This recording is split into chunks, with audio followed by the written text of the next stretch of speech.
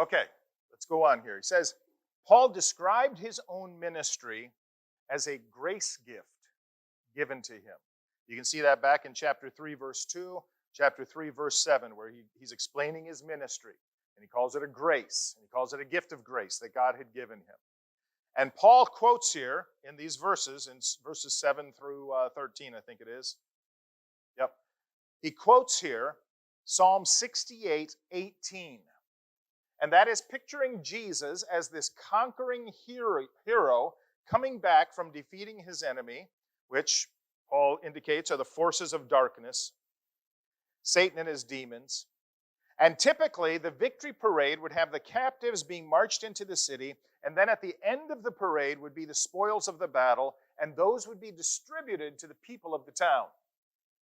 Okay? So everybody benefited, everybody participated in the victory.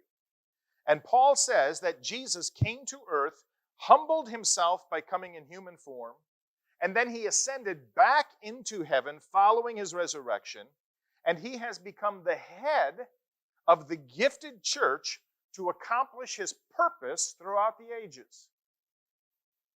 And so he has given us gifts to accomplish his purpose. In verses 7 and 8, Paul has made the point that everyone in the church is grace gifted to do works of ministry.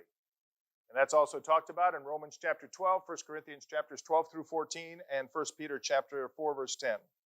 But now Paul looks at a specific variety of gifts given to the church. And here the gifts are individuals themselves, given to the church for the church's benefit. He lists the apostles.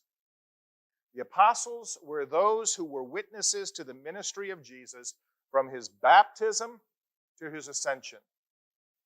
And through their writings and their ministries, they laid the foundation for the church. We benefit from them. Okay? The next one are the prophets. These are inspired speakers for the Lord who made things known. Before the New Testament was completed and circulated, the prophets were foundational to local churches. He talks about the evangelists. Some say that the evangelists were traveling missionaries, but Timothy and Philip seem to have been evangelists who served in a local church.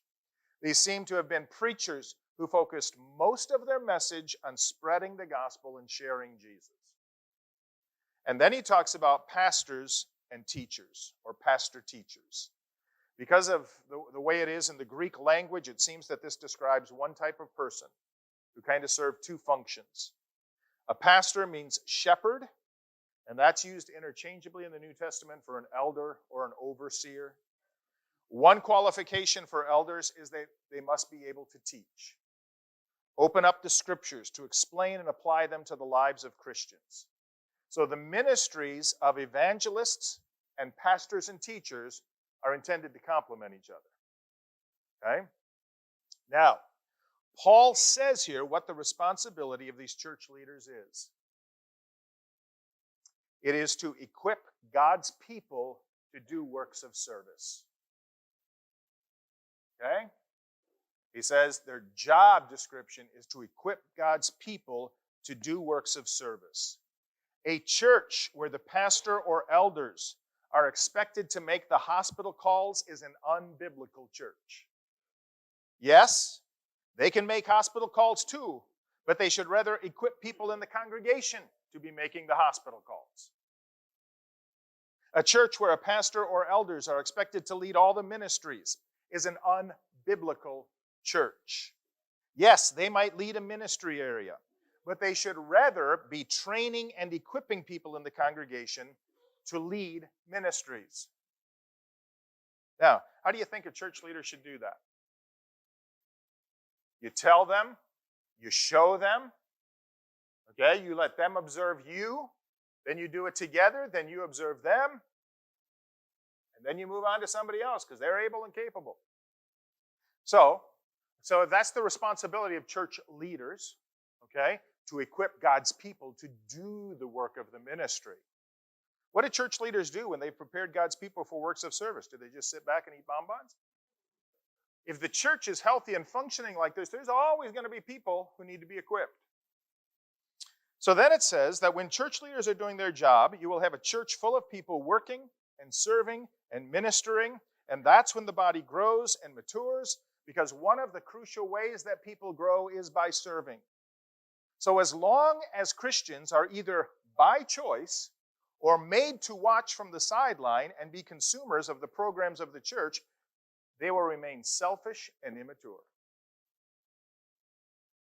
But if the body is functioning in a healthy way, church members will be growing spiritually, they will have a growing personal relationship with Jesus, and they will become spiritual adults able to feed and care for themselves, and the church will glorify